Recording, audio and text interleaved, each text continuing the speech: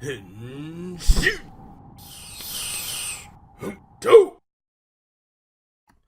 guys, welcome to the third installment of Toku Turnback. I'm your host, Frozen Stratos. This time, we're going to be taking a look at Gosei Sentai Dairanger, episodes 11 through 15. And man, I am enjoying this still. I'm really enjoying this. There are a lot of tokusatsu, or rather Sentai practices that are still present here that have kind of died out in modern Sentai. But we'll dive into the specifics after I've gone through the 5 episodes. So first off, let's go into episode 11, and this is the first episode in a while that's actually kind of felt like filler in a way. It didn't really advance the plot too far. It was a subplot of Blue. I mean, it's another Blue focus episode because we don't get enough of those, do we? But it's a plot where he finds this girl that he likes, and then he teaches her about boxing, and it turns out she wanted to learn boxing because she liked a dude in her boxing class. And at the end of the episode, he just has to deal with it, and it sucks. It really sucks that, you know, we didn't get a long running relationship for the show. But it was still nice. Like, I'm getting a little ahead of myself because I did want to talk about the hokiness of the episode, but you know, like it all really worked with Blue's nature. Like even when he had a moment to himself to really kind of reflect on getting rejected in a sense, because he was about to ask her out until she said, "Oh, you gave me the courage to ask out the guy I liked." And you know, when he got the moment of reflection, he just snapped out of it and got into a good mood and you know, kept pushing forward. I liked that. It was great. It's a very, like, I'm glad he didn't dwell on it too much, just because, like, things like that do happen and you do have to move on, sort of thing. And it was nice to really see that represented here. As for the meat of the episode, I wasn't really a fan of Father Magnet or whatever. Yeah, Father Magnet. Like, for some reason, he had this religious tie that was never, like, brought up as part of his character. It didn't really, like, add anything to it. I mean, I could be missing out entirely of some sort of Japanese subtext where, you know, part of his, I don't know, quirks in the episode related to it. But as it stood, I only saw the magnetism part of him, and he was a magician. Was that where the religious stuff came from? I don't know. I don't know why he was a father, you know?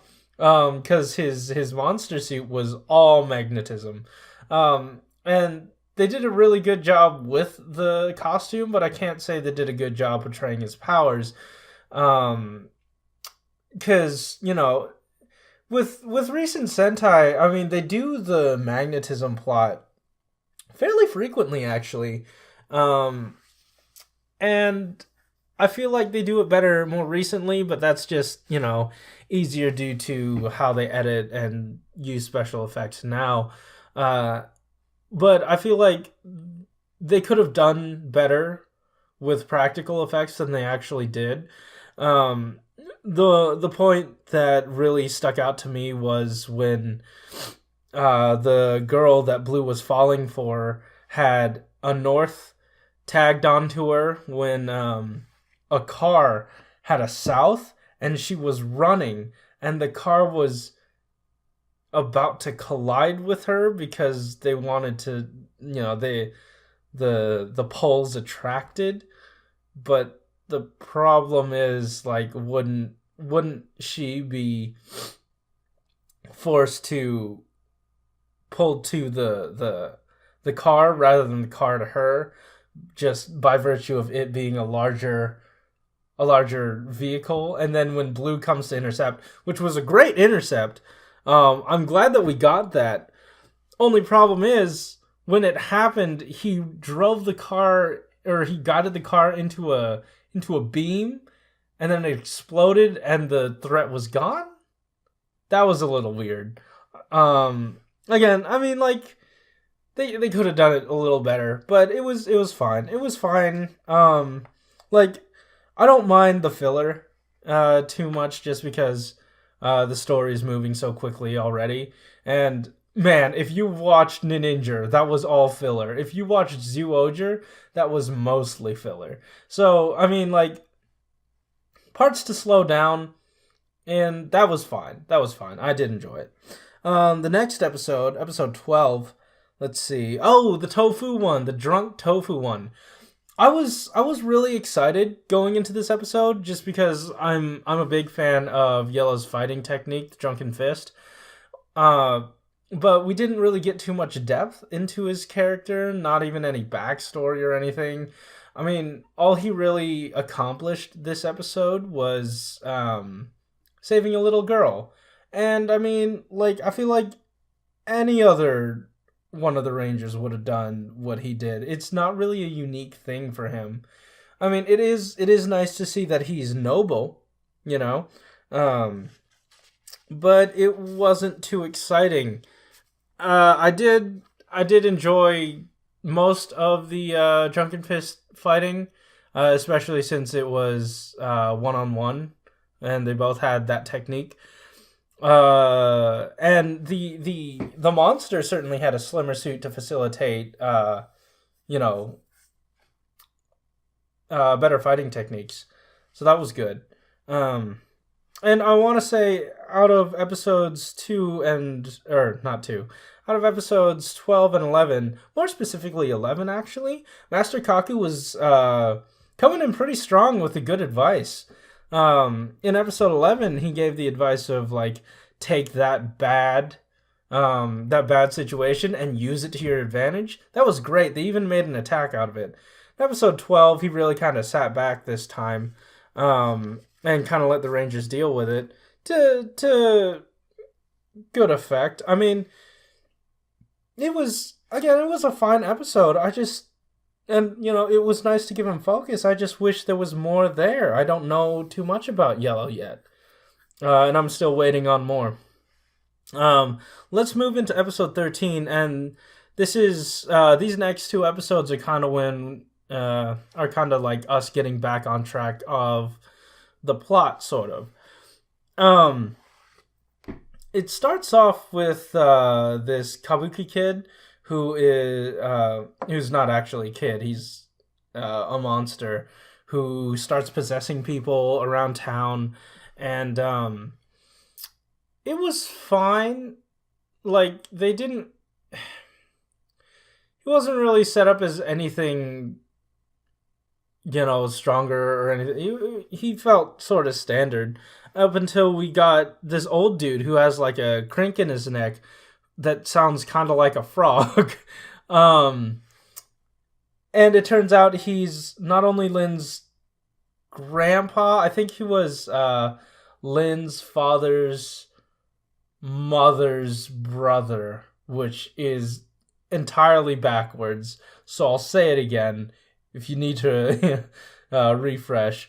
Lynn's father's mother's brother. So technically her grandfather, more like a great uncle,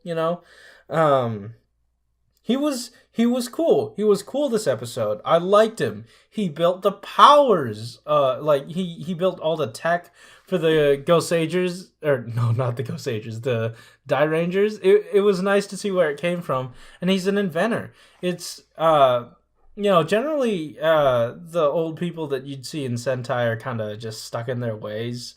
It's nice to see someone who's changing with the times and still using technology along with ancient techniques. So I did appreciate that. And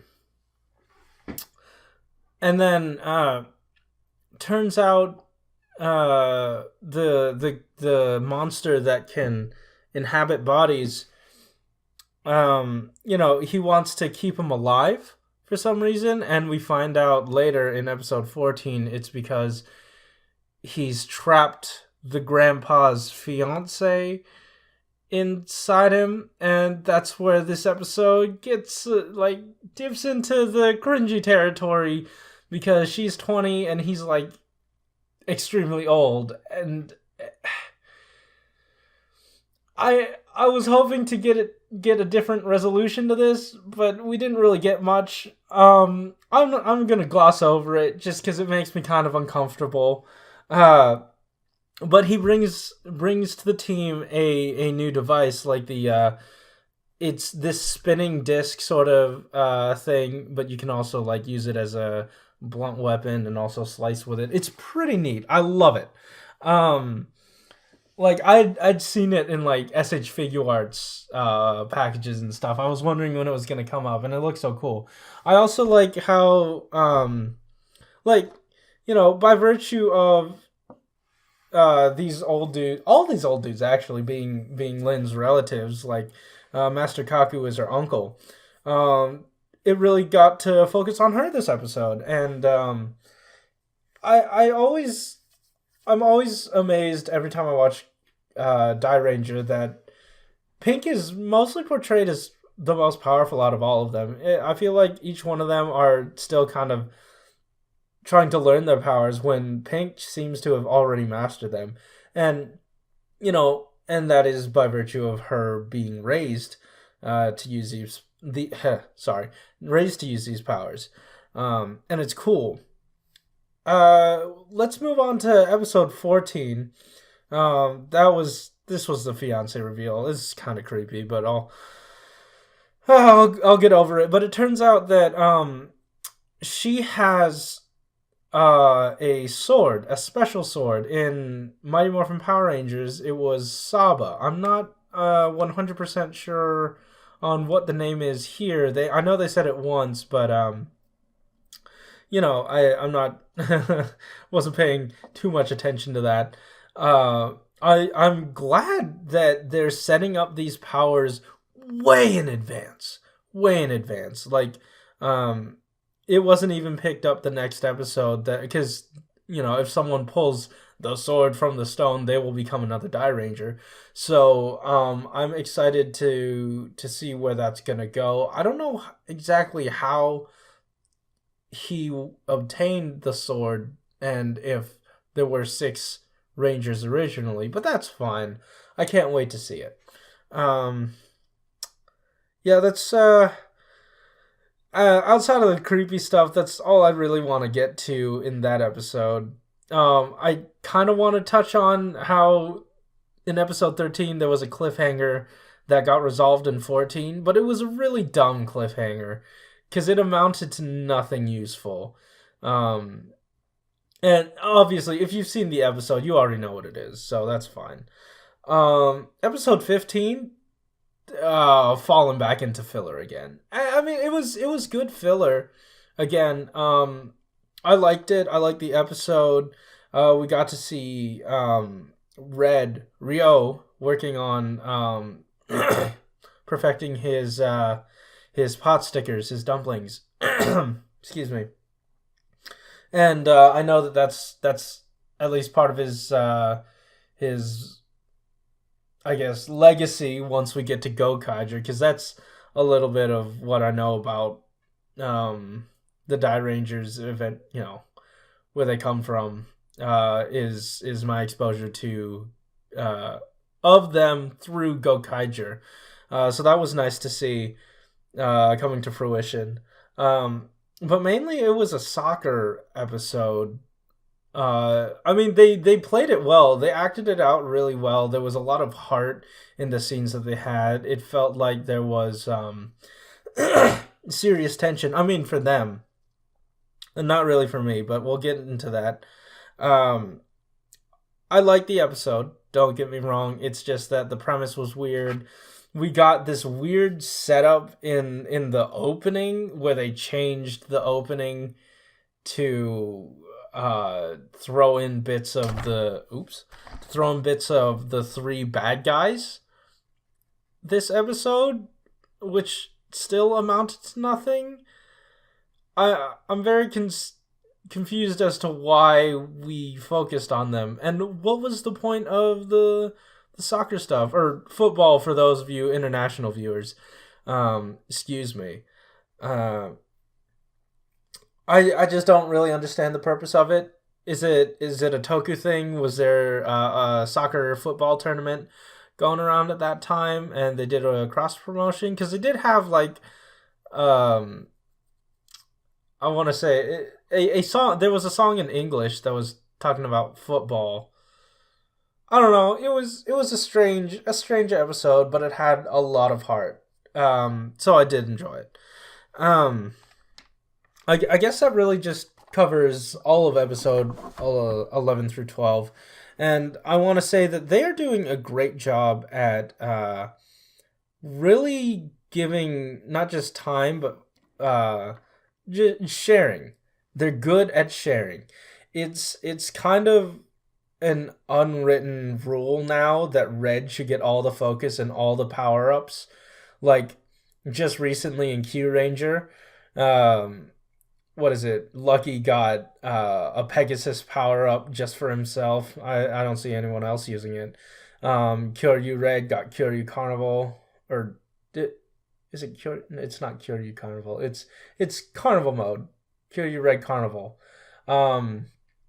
In there wasn't any in Go Kaiger, but in Tokuger, no, he did share that. Oh, Ninja though, nothing was shared. It was all Reds. I mean, they'd wear it sometimes, but it was Red's power.